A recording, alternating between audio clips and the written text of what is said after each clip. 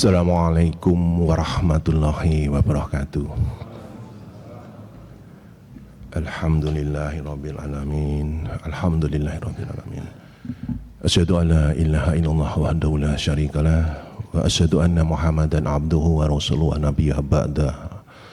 Allahumma sholli ala Muhammad wa ala ali Muhammad kama shallaita ala Ibrahim wa ala ali Ibrahim wa barik ala Muhammad wa ala ali Muhammad kama barakta ala Ibrahim wa ala ali Ibrahim innaka Hamidum Majid.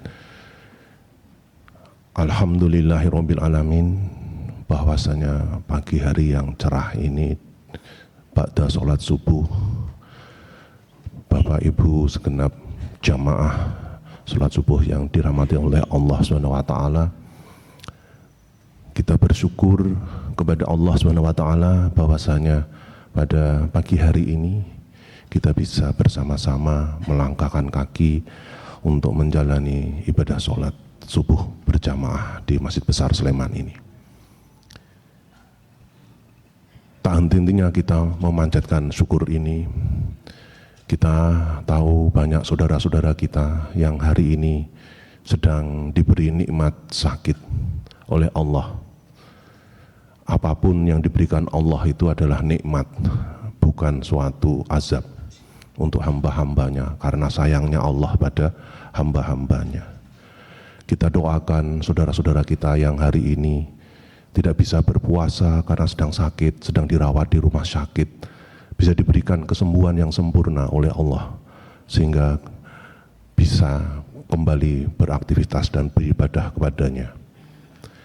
Yang sedang diberi nikmat hari ini tidak bisa datang ke masjid karena berhalangan juga, kita doakan semoga Allah mengangkat semua yang menghalangi agar mereka bisa tetap beribadah kepada Allah Subhanahu wa taala.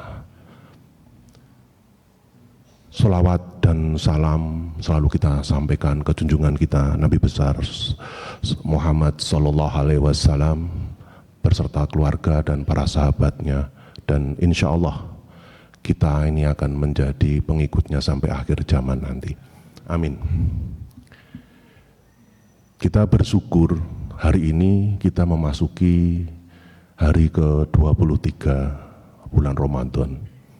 Tidak terasa Ramadan akan berakhir.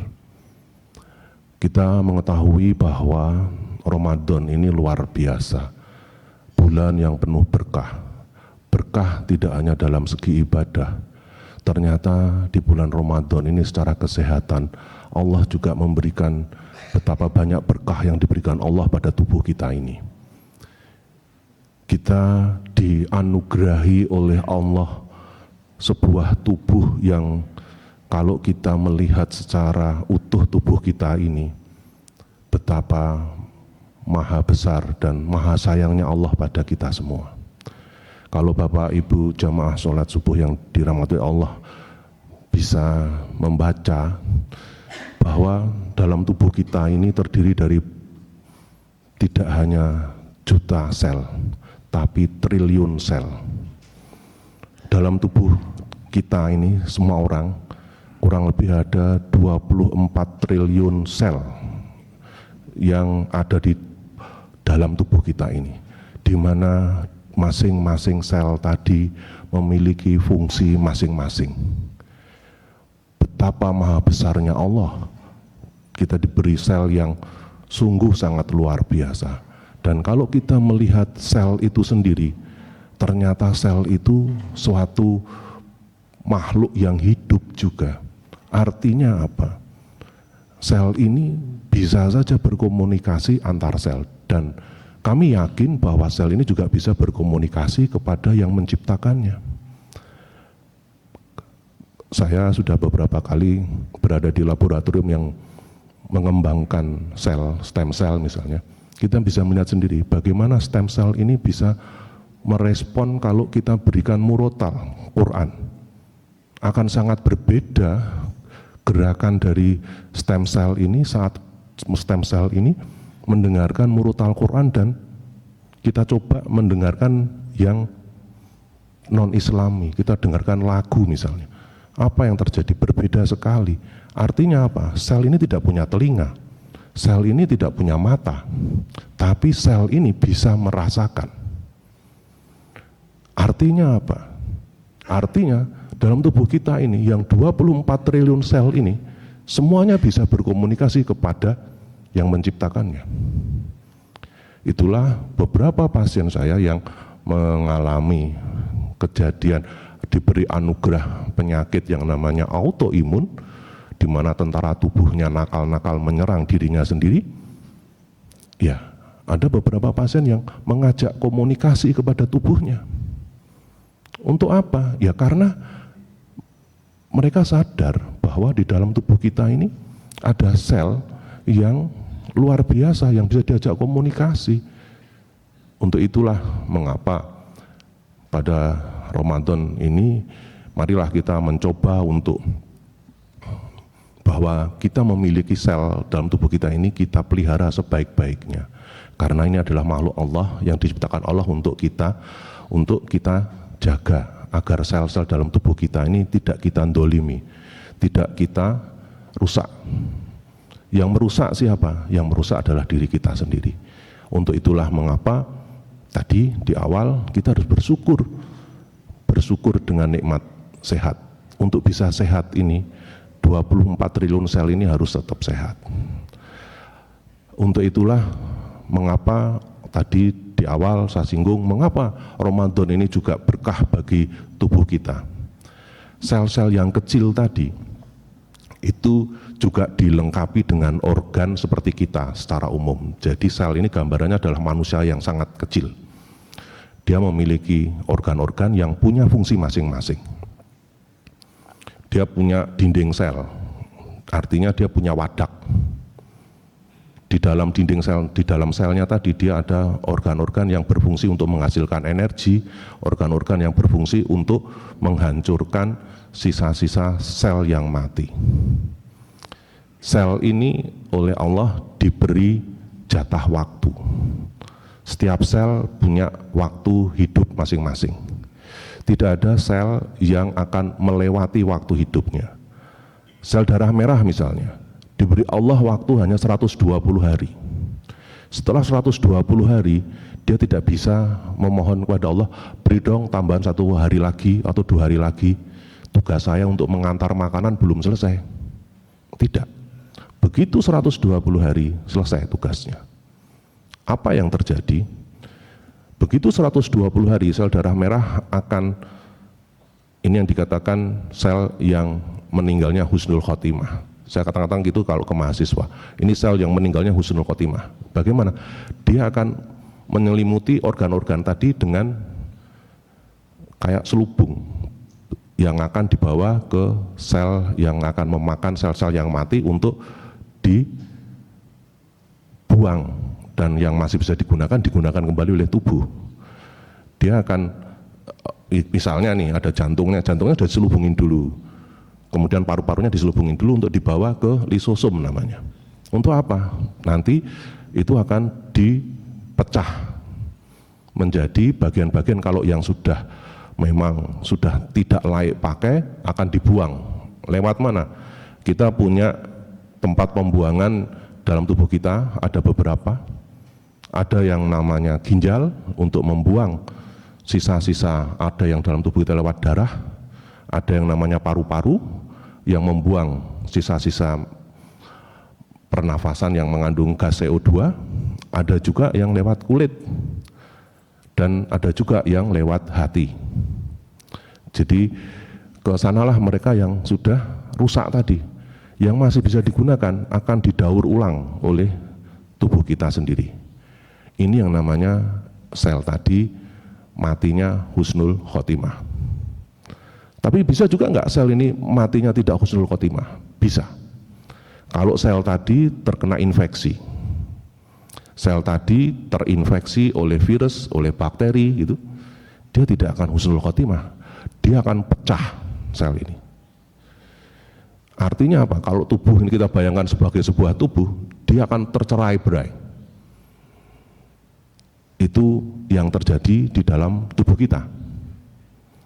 Ini luar biasanya Allah menciptakan tubuh yang kelihatannya ya hanya sekedar tubuh yang punya tangan, punya kaki ini, tetapi luar biasa. Nah, dalam kondisi kita berpuasa, apa yang terjadi secara kesehatan, apa yang diberikan Allah kepada hamba-hambanya ini, begitu kita berpuasa Ramadan, ada dua hal yang akan terjadi pada tubuh kita, secara fisik dan secara mental. Apakah keduanya nanti akan mempengaruhi sel-sel yang ada 24 triliun ini? Iya, pasti akan mempengaruhi. Secara fisik, begitu kita melakukan puasa, apa yang terjadi? Akan terjadi proses namanya autofagi. Autofagi itu apa? Autofagi itu kemampuan sel untuk membersihkan diri. Begitu kita puasa kurang lebih sekitar setelah 8 jam, kita tidak mengkonsumsi apapun, begitu tubuh mulai mengaktifasi sistem metabolisme cadangannya, maka yang terjadi proses pembersihan sel terjadi. Kalau Bapak Ibu pagi ini baru saja melakukan santap sahur, dalam 4 jam sampai dengan 8 jam ke depan, terutama 4 jam pertama, ini yang digunakan untuk tubuh kita beraktivitas, energinya berasal dari apa yang baru saja kita makan. Setelah 4 jam, efek dari makanan yang Bapak Ibu dahar tadi sudah habis. Jadi kalau jam 4 tadi Bapak Ibu terakhir menyantap sahur, berarti jam 8 pagi sampai jam 9 pagi habis glukosanya, metabolisme sudah selesai. Itulah mengapa kalau dulu awal-awal puasa mulai jam 8, jam 9 mulai lemes. Mengapa? Ya karena energinya mulai habis, yang dimakan selesai. Lalu apa yang terjadi? Karena kita tidak memberikan asupan apapun, maka tubuh akan mengaktifasi simpanannya. Kalau umpamanya Bapak Ibu punya uang 100.000 sudah habis, ya Bapak Ibu pergi ke bank lagi untuk ngambil simpanannya kan. Tubuh juga sama, tubuh akan mengambil simpanannya. Simpanannya apa? Simpanannya itu berasal dari makanan-makanan yang dahulu kita makan, kemudian energinya berlebih oleh tubuh disimpan, bentuknya glikogen. Nah, itu yang akan digunakan, akan terjadi pemecahan energi cadangan. Sampai berapa lama? Sampai 8 jam kemudian, berarti sampai jam 12 siang. Setelah itu apa yang terjadi? Tubuh akan mulai menggunakan energi cadangan yang kedua, yaitu membongkar lemak dalam tubuh kita. Inilah proses autofagi mulai terjadi. Proses pembersihan sel mulai terjadi. Sehingga kalau kita melihat dari segi waktu, kapan proses itu terjadi, pembersihan sel-sel kita yang rusak, yang namanya autofagi tadi, akan terjadi setelah jam 12 siang. Setelah kita menjalankan sholat zuhur. Disitulah mulai terjadi sel itu mulai, kalau orang karena ini sudah berpuasa begitu, dia akan mulai meng-cleansing, membersihkan sel yang setengah rusak, mulai dibuang, diganti dengan sel yang baru. Dari mana energinya? Dari lemak yang dibongkar tadi. Karena pembongkaran lemak tadi akan menghasilkan sebuah energi yang cukup besar yang namanya keton. Keton ini lebih berenergi daripada gula atau karbohidrat yang kita makan sehari-hari. Dia punya kemampuan hampir 10 kali lipat untuk menghasilkan energi. Sehingga mengapa nanti setelah 10 hari yang kedua kita sangat nyaman kalau kita berpuasa. Mengapa? Karena tubuh sudah mulai mendapatkan energi yang bagus tadi, yang berasal dari pemecahan lemak tubuh kita. Ini akhirnya proses ini akan terus berjalan. Tadi yang saya gambarkan tadi, sel-sel akan membersihkan yang rusak-rusak diganti dengan yang baru. Proses berjalan secara alami. Ini nikmat Allah. Ini nikmat Allah yang diberikan kepada hamba-hambanya saat berpuasa. Luar biasa. Autofagi ini sampai diteliti oleh para peneliti non-Islam. Diteliti oleh orang-orang di Amerika sana dan di Eropa, ternyata orang yang berpuasa ini luar biasa. Artinya dari situ ada beberapa ilmuwan begitu mengetahui betapa hebatnya Allah digambarkan dalam Islam, banyak di antara mereka alhamdulillah berpindah untuk menyadari bahwa Islam adalah agama yang hak di dunia ini.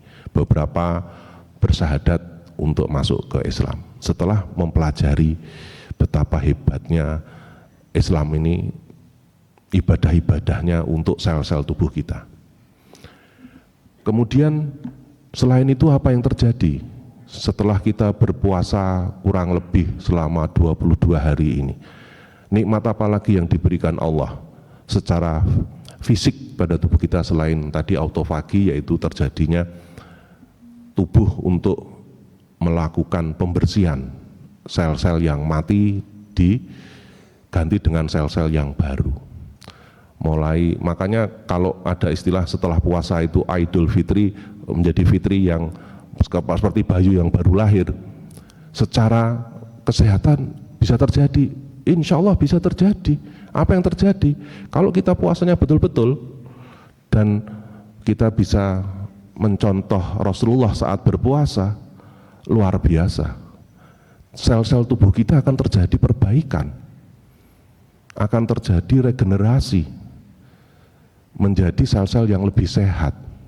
Artinya fitri di sini tidak hanya dalam hal kita diampuni Allah dari segala dosa-dosa yang kita lakukan, tetapi alhamdulillah tubuh kita juga mengalami regenerasi. Sehingga puasa ini memang luar biasa dari segi kesehatan. Kemudian apalagi yang terjadi? Kalau tadi ada namanya autofagi, yang berikutnya adalah sistem imun kita juga alhamdulillah saat energi tadi berkurang banyak, tentara tubuh itu akan dikirim ke markasnya, yaitu di sumsum tulang. Untuk apa? Untuk dilakukan recharge lagi, diperbaiki. Yang sebelumnya dia harus berkeliling dalam tubuh kita untuk menjaga tubuh ini, pada saat energi itu berkurang, maka tubuh akan melakukan penghematan. Maka tentara tubuh diminta untuk kembali ke markasnya, yaitu di sumsum tulang. Untuk apa? Mulai diperbaiki di sana. Kita memiliki 3 sel darah yang selalu kita kenal secara umum. Kita memiliki sel darah merah, sel darah putih, dan trombosit. Masing-masing memiliki fungsi yang diberikan Allah pada 3 sel ini. Sel darah merah itu saya ibaratkan sebagai dia adalah bagian logistik. Sel darah merah fungsinya apa? Membawa makanan dan oksigen ke seluruh tubuh kita. 24 triliun sel ini butuh makan. 24 triliun sel dalam tubuh kita ini butuh energi. Lalu siapa yang mengantarkan makanan ke sel-sel tadi? Sel darah merah. Sel darah merah itu saya ibaratkan sebuah truk, dia punya 4 kotak begitu, 2 kotak digunakan untuk membawa makanan, 2 kotak untuk membawa oksigen. Oksigen digunakan untuk apa? Oksigen itu bahan bakarnya tubuh untuk memasak makanan yang kita makan di dalam sel. Kita makan, setelah diserap, sari makanan tadi akan dibawa ke sel, ibaratnya dia adalah beras, tidak bisa langsung digunakan oleh tubuh. harus ada yang bisa mengubah makanan ini untuk menjadi energi bagi sel. Siapa yang bisa mengubah? Oksigen. Oksigen ini bahan bakarnya tubuh. Maka kalau kita kekurangan oksigen, kita akan lemas. Mengapa? Ya karena tidak ada yang membakar. Nah, setelah selesai dimasak, sisa-sisa masakan, sisa-sisa metabolisme yang tidak digunakan oleh tubuh kembali dibawa oleh sel darah merah untuk dibuang. Sisa-sisa protein, sisa-sisa lemak akan dibuang lewat ginjal dan lewat hati. Sisa-sisa oksigen yang sudah digunakan menghasilkan gas CO2 akan dibuang lewat paru-paru. Itu tugas sel darah merah. Nah, yang tadi saya katakan, sistem imun kita itu dijaga oleh sel darah putih. Sel darah putih itu adalah tentara tubuh kita. Dia fungsinya menjaga tubuh kita ini. Kita dijaga oleh Allah lewat tentara tubuh ini untuk segala invasi makhluk asing yang akan masuk ke tubuh kita. Entah itu virus, entah itu bakteri, entah itu parasit, ataupun jamur. Siapa yang menjaga? Ya tentara tubuh kita ini yang namanya leukosit atau sel darah putih. Nah, satu lagi kita memiliki yang namanya trombosit. Trombosit itu apa? Pekerja. Itu DPU-nya tubuh kita. Fungsinya untuk apa? Memperbaiki. Kalau Bapak Ibu mendapat nikmat hipertensi atau gula darah yang tinggi, ini apa yang terjadi? Begitu ada kondisi yang tidak normal dalam tubuh kita, maka yang sering terjadi adalah jalannya tubuh yang namanya pembuluh darah ini terluka. Dinding pembuluh darah itu tersayat-sayat oleh karena gula yang tinggi. Dan itu enggak ada rasanya. Hanya sel yang tersayat-sayat pasti menangis. Pasti berdoa pada yang menciptakannya. Maka selalu saya katakan pada pasien-pasien yang gulanya tinggi, ya, bahwa sel-sel tubuhnya sedang terdolimi, maka segera jaga pola makannya. Untuk apa? Menjaga. Karena apapun ini pemberian Allah yang diberikan atas rasa sayangnya Allah pada hambanya, maka jaga dong, ini jangan dirusak. Kasihan sel tubuh yang menderita. Nah, saat terjadi kerusakan tadi, trombosit tanpa diperintah pasti akan langsung nempel ke dinding pembuluh darah yang rusak tadi. Tugasnya apa? Memperbaiki. Dia DPU. Kalau ada jalan yang rusak, DPU memperbaiki jalan macet enggak? Macet kan? Ada perbaikan jalan itu pasti macet. Sama, begitu pembuluh darah tadi diperbaiki oleh trombosit, resikonya apa? Macet. Kalau macet apa yang terjadi? Ya sirkulasi sel darah merah yang membawa makanan tadi ke organ yang harusnya mendapat makanan menjadi terhambat. Efeknya, ya kalau di otak namanya stroke, kalau di jantung namanya serangan jantung. Karena tadi ada luka tadi di pembuluh darah, didandanin sama si trombosit. Setelah didandanin, setelah diperbaikin, apa yang terjadi? Dinding pembuluh darah akan ada benjolan. Kenang-kenangan benjolan ini akan bertahan seumur hidup. Tidak akan baik walaupun kondisi tubuh kita sudah baik. Karena ibarat jalan sudah berlubang, ditambal aspalnya, pasti aspalnya tidak akan rata, pasti akan berbenjol. Itu sama dalam tubuh kita. Itu akan terjadi. Itulah mengapa kita tadi harus bersyukur karena dengan berpuasa, kondisi-kondisi ini akan diperbaiki. Yang tidak terjadi saat kalau kita tidak berpuasa. Itulah mengapa nanti setelah Ramadan kita berharap puasa-puasa sunnah tetap harus kita lakukan. Untuk apa? Untuk menjaga ciptaan Allah yang ada 24 triliun dalam tubuh kita ini, agar tetap dalam kondisi yang kembali terregenerasi tadi. Nah, Lalu setelah autofagi, kemudian yang kedua tadi sistem imun terjadi perbaikan, apa yang terjadi yang berikutnya? Yaitu pada organ-organ yang berfungsi untuk mengambil makanan untuk disebarkan ke 24 triliun sel tadi, yang namanya saluran pencernaan. Ini juga akan terjadi perbaikan. Namun perbaikan ini akan dalam tanda kutip terhambat kalau pola hidup kita masih belum baik, terutama pola makan. Tanpa kita sadari, seringkali kita ini mengkonsumsi makanan dengan tergesa-gesa. Kalau Bapak Ibu jamaah sholat subuh yang dirahmati Allah membaca tentang beberapa riwayat Rasulullah, kalau bagaimana beliau mengkonsumsi makanan sehari-hari, dan ini malah diteliti oleh teman-teman yang non-Islam di Jepang maupun di beberapa negara Eropa. Beliau ini baru Rasulullah ini dahar kalau lapar. Artinya apa? Artinya beliau ini tidak pernah ada makan pagi, siang, malam begitu ya.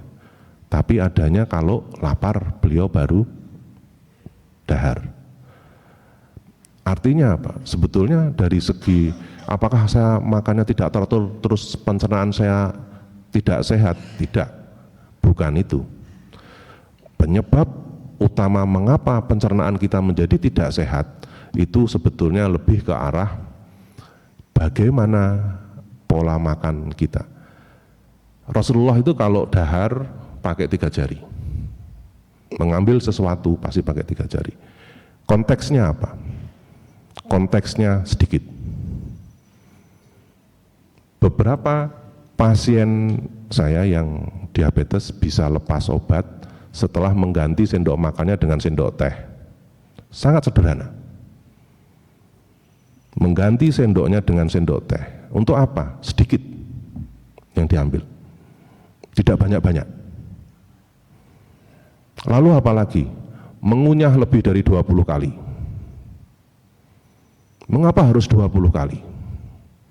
Kenapa tidak 5 kali? Karena Allah telah menciptakan namanya kelenjar ludah. Kelenjar ludah ini diciptakan untuk digunakan, bukan untuk dibuang-buang.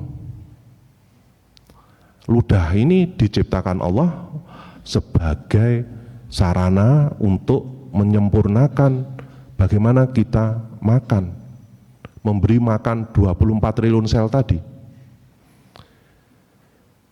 Kalau kita makan tergesa-gesa, makanan tadi akan berhenti lama di dalam lambung kita. Bapak Ibu jamaah sholat subuh yang dirahmati Allah, lambung ini adalah dapurnya tubuh. Apapun yang kita makan, ini harus berhenti di lambung. Untuk apa? Untuk dimasak oleh lambung, keluar dari lambung. Semua makanan jangan dibayangkan masih bentuknya seperti apa yang kita kunyah. Berubah total. Oleh lambung, makanan tadi akan dirubah menjadi seperti cairan yang berwarna jernih. Mengapa harus dirubah jadi cairan?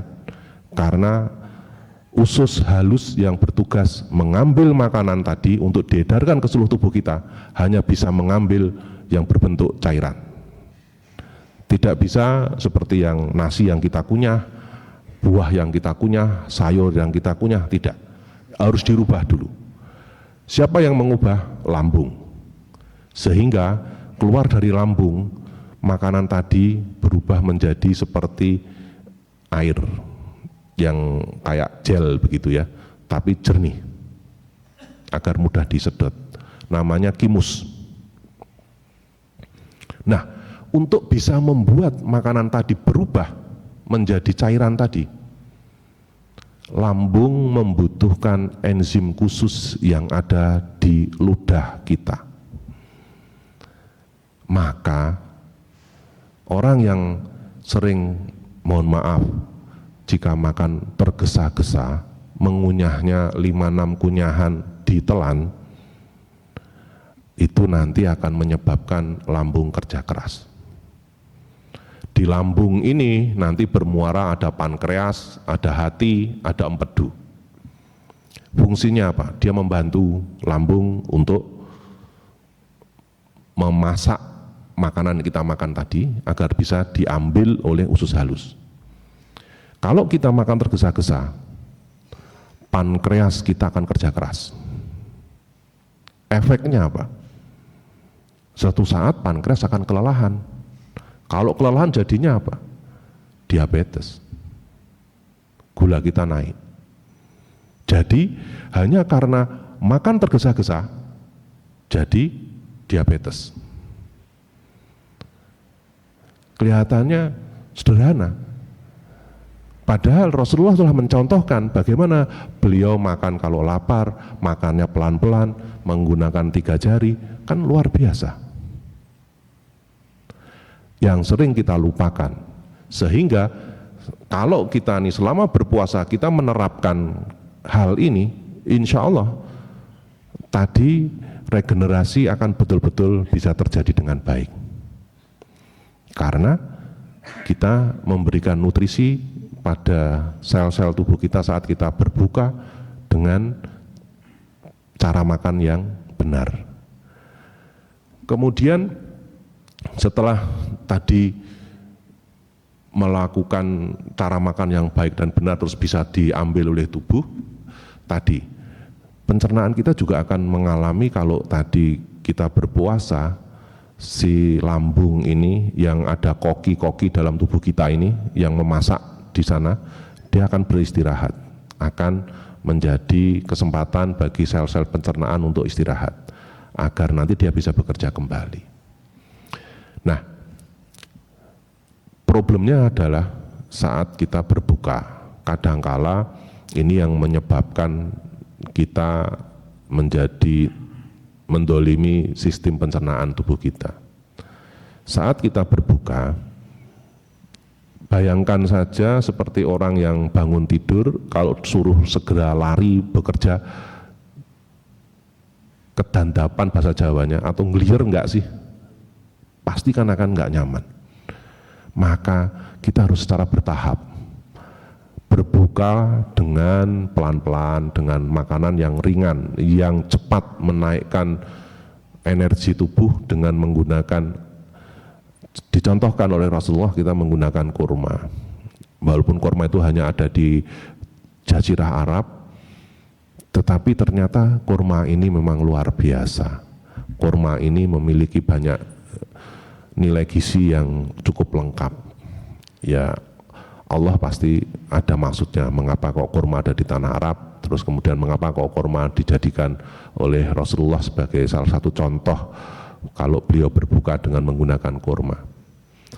Ternyata memang kalau kita menggunakan kurma untuk berbuka, ini akan membantu pencernaan kita untuk perlahan-lahan mulai menghidupkan mesinnya kembali untuk mengolah makanan, sehingga setelah kita berbuka dengan kurma 3 atau 5 butir, kemudian minum air putih, setelah sholat maghrib, baru kita mengkonsumsi makanan yang memiliki energi yang lebih kompleks, makanan besar kita. Namun sekali lagi, hindari makanan yang berat untuk lambung bekerja.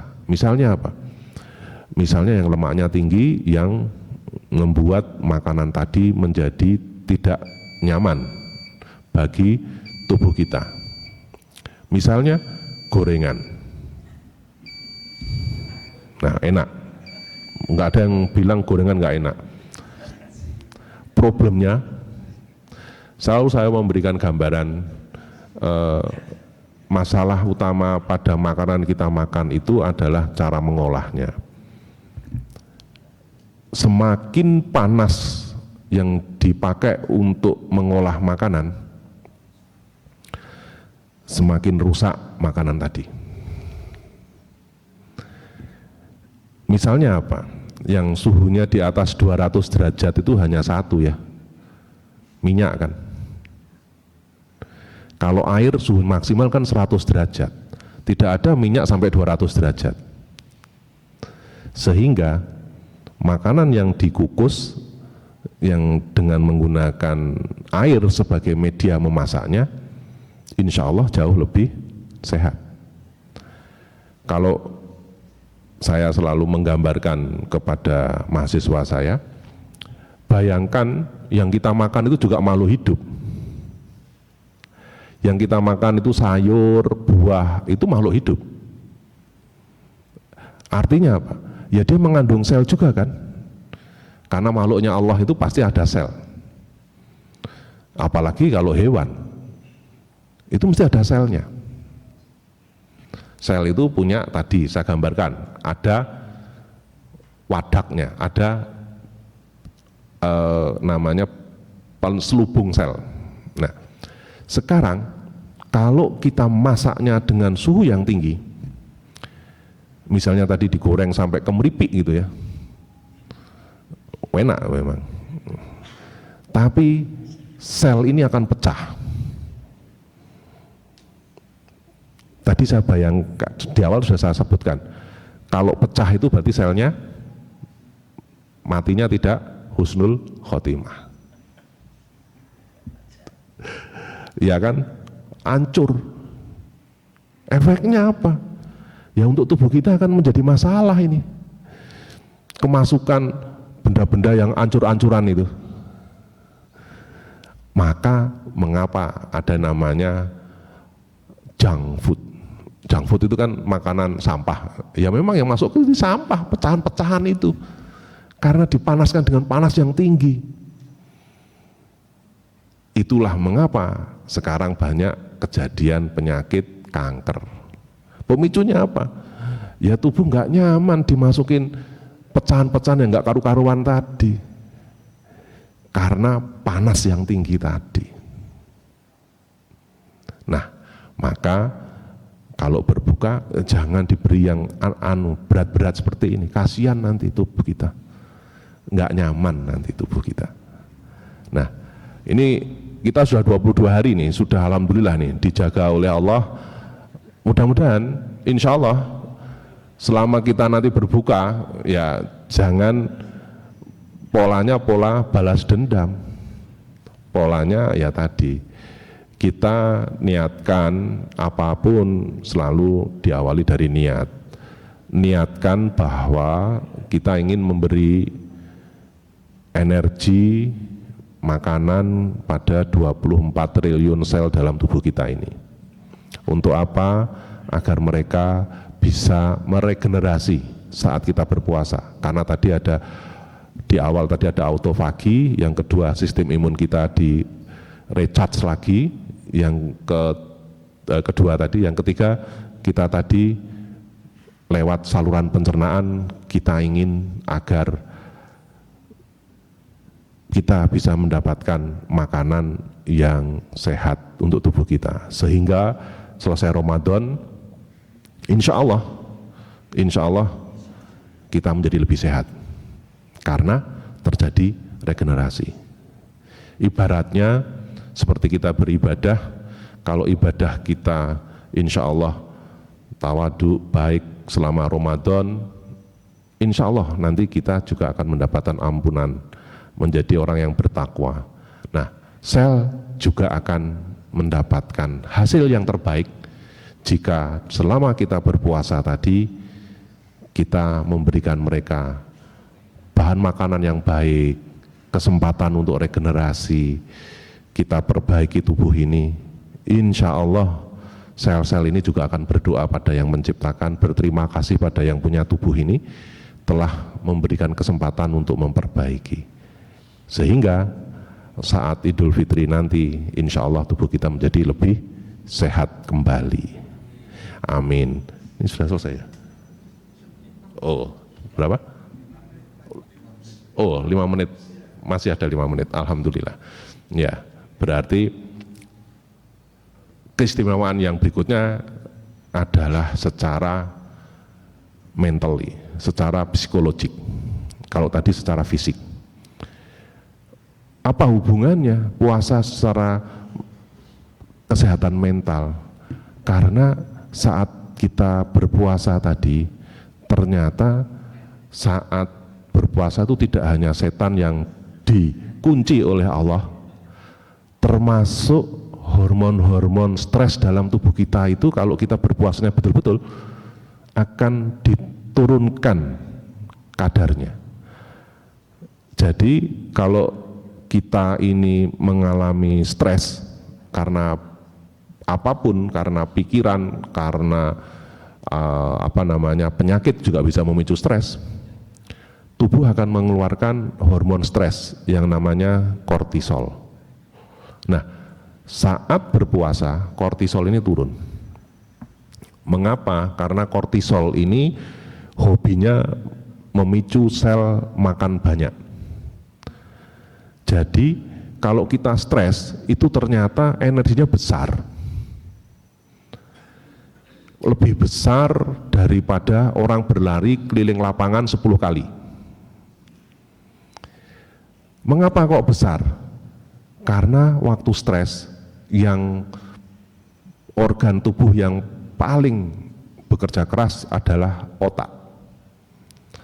Dan ternyata kalau dianggap sebagai sebuah provinsi terpadat dalam tubuh kita ada di otak. Otak itu dari 24 triliun tadi, sepertiganya ada di otak, jumlah selnya. Artinya apa? Kalau otak ini bekerja keras, maka rakyatnya banyak kan, kebutuhan energinya paling besar dibanding di otot. Sehingga orang stres itu menghabiskan energi, maka kortisol yang memicu proses itu, energi tadi dibawa ke otak dan ditambah itu yang mengawali namanya kortisol. Nah, saat berpuasa Allah Maha Sayang, kortisol ini ditekan turun karena kita sedang berpuasa. Kalau kortisolnya naik terus nanti habis energi kita, karena stres tadi menghabiskan energi, maka kortisol diturunkan. Dengan catatan kita betul-betul bisa beribadah dengan baik. Maka ibadah fisik akan mempengaruhi tubuh kita secara mentali tadi. Dimana kalau kita betul-betul bersyukur atas apa yang diberikan Allah, terus kemudian kita betul-betul bisa beribadah dengan khusyuk saat Ramadan ini betul-betul akan terjadi.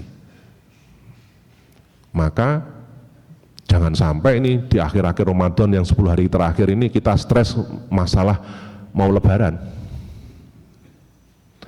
Kasihan nanti tubuh kita, sudah 20 hari dilatih untuk menekan hormon stres, 10 hari terakhir stres mau ngurus lebaran. Nanti hormonnya naik lagi. Nah, betul-betul dijaga agar tadi tidak memicu hormon stres kita naik.